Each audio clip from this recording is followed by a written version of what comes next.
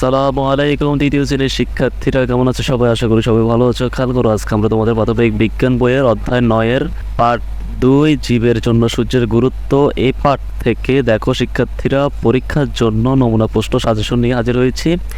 এই পার্ট থেকে পরীক্ষার জন্য যে যে প্রশ্ন আসতে পারে তা আমি তোমাদের জন্য রেডি করে দিয়েছি। শিক্ষার্থীরা তোমরা পরীক্ষার জন্য এই প্রশ্নগুলো শিখে রাখতে পারো, যাতে তোমরা পরীক্ষায় যে প্রশ্ন আসুক না কেন তা লিখতে পারো। দেখো এই প্রশ্নগুলো আমি দিয়েছি পৃষ্ঠা 102 থেকে, ঠিক আছে? তো দেখো কী কী প্রশ্ন পড়তে হবে তোমাদেরকে।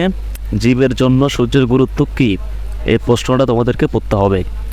2 নম্বরে উদ্ভিদ কিভাবে সূর্যের আলো ব্যবহার করে, এটা তোমাদেরকে জানতে হবে। 3 নম্বরে প্রাণী কিভাবে সূর্যের আলো ব্যবহার করে, এটা তোমাদেরকে জানতে হবে। 4 নম্বর সূর্য ছাড়া কি উদ্ভিদ খাদ্য তৈরি করতে পারে।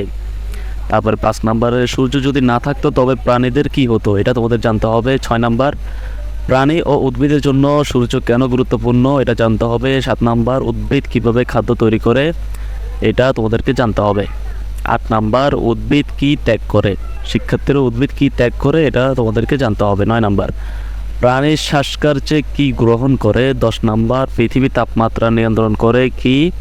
11 নম্বর সূর্য আছে বলে পৃথিবীতে কিসের অস্তিত্ব আছে।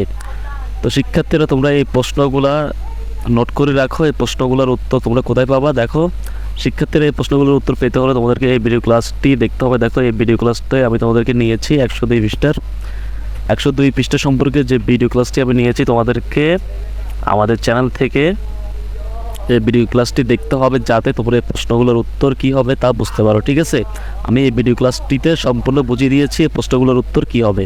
আশা করি শিক্ষার্থীরা তোমরা আজকের ক্লাসটি বুঝতে পেরেছো। পরীক্ষার জন্য ভালোভাবে প্রস্তুতি নাও, প্রশ্নগুলো নোট করে রাখো, প্রশ্নগুলো উত্তর শিখে রাখো। সবাই ভালো থাকবা, সুস্থ থাকবা। আজকের ক্লাসটি দেখার জন্য সবাইকে ধন্যবাদ।